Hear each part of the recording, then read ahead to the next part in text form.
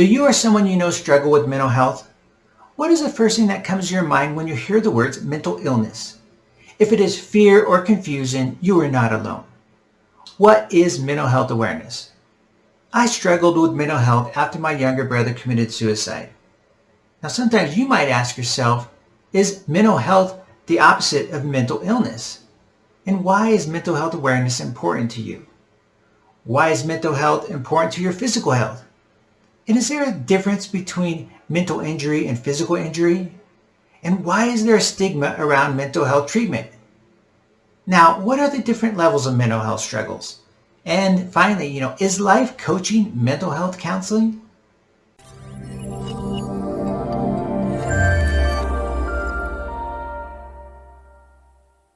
This is not therapy, but educational tips.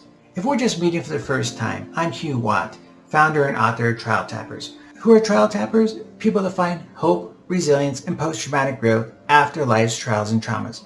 Our motto is, we tap pain, we find a path, and we grow stronger.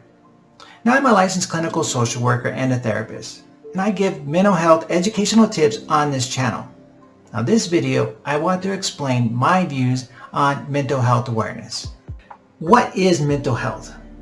The World Health Organization conceptualizes mental health as a state of well-being in which the individual realizes his or her own abilities and can cope with normal stresses of life.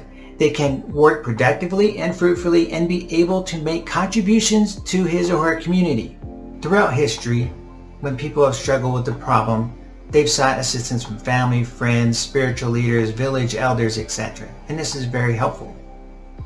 Now, what is the difference between mental health and physical health, and why is there a stigma around it? If I want to improve my physical health, I may tell family and friends, I need some help with my diet, my diabetes, my blood pressure, I may need to take some medications. There's no stigma around this. And if I had something like a broken arm or a diagnosis of cancer, people may rally to my support. But if I have the diagnosis of some trauma or anxiety, people may get afraid. Think about it. Both are internal medical problems. We all know people that have been through some temporary periods of struggle with some mental health. For example, a job loss, relationship problems, or health issues. So why is mental health important to physical health?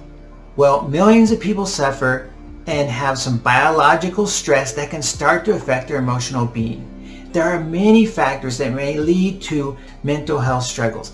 That might include genetics, life events, lifestyle, physical health, biological, chemical imbalances, etc.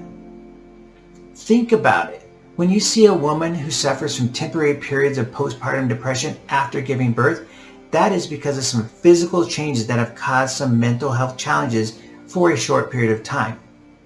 So why is there a stigma about mental health treatment?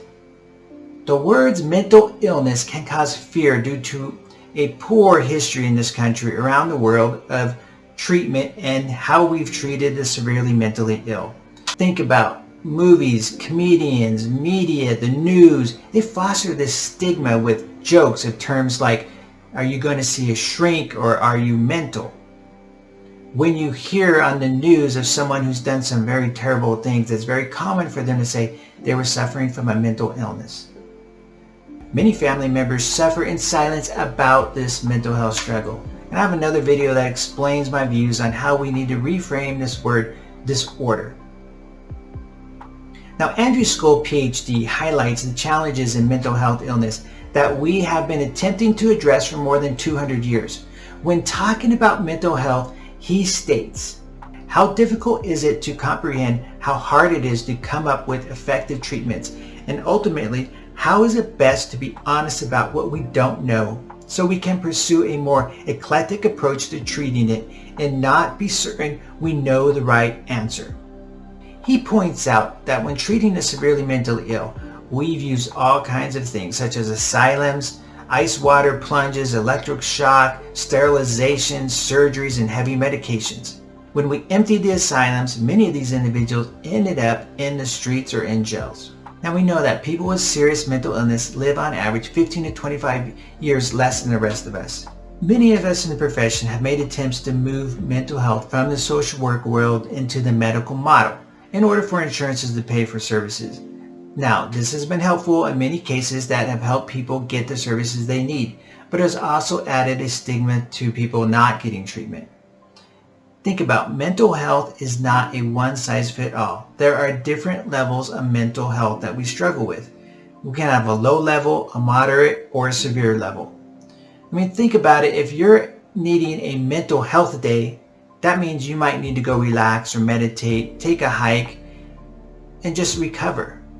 If you have an injury or a traumatic event, like when my brother committed suicide, I needed to get some therapy for a little bit of extra time. Now, some people struggle their entire lives with some mild or recurrent struggles, such as with anxiety or depression, or maybe even like PTSD or bipolar.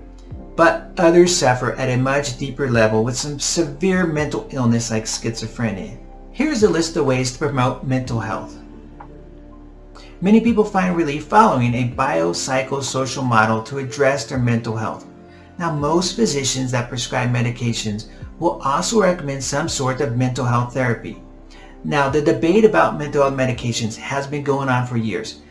Just like physical health might need some medications, at times we may need some medications to rebalance your mental health. To be clear, I often recommend my clients see a physician about possibly having some kind of medications. Many in my field would agree they may provide some symptomatic relief, but most are not often 100% cure and should not be used alone without counseling. Nor can mental health professionals claim that counseling alone and their interventions will cure your struggle. Is life coaching mental health counseling? The stigma of mental health and the diagnosis that often comes with it may lead people to look for an alternative assistance. There are many gray overlapping areas in what life coaching is. Now, just to be clear, this is an unregulated profession. Some have been through some sort of certification, but most have no formal qualifications or academic training and have no privacy or HIPAA laws to follow and do not have any governing boards. To be clear, life coaches cannot treat mental health conditions. Having said that, they do report they try to help with things such as addictions, goal setting, divorce, family, wellness, business, sports, diets, financial, spirituality, and life coaching in general. But these life coaches and mentors cannot treat mood disorders such as anxiety or addictions or other mental health conditions. Now, this is a growing industry, and I understand from the history and the stigma of the mental health world why this is happening. I'm sure many find help using these life coaches, but be aware of their limitations. Comment below, what is one mental health struggle that you have? Let's review. The main ideas of what I want you to remember are: the stigma of mental health has a long history. Mental health and physical health are equally important.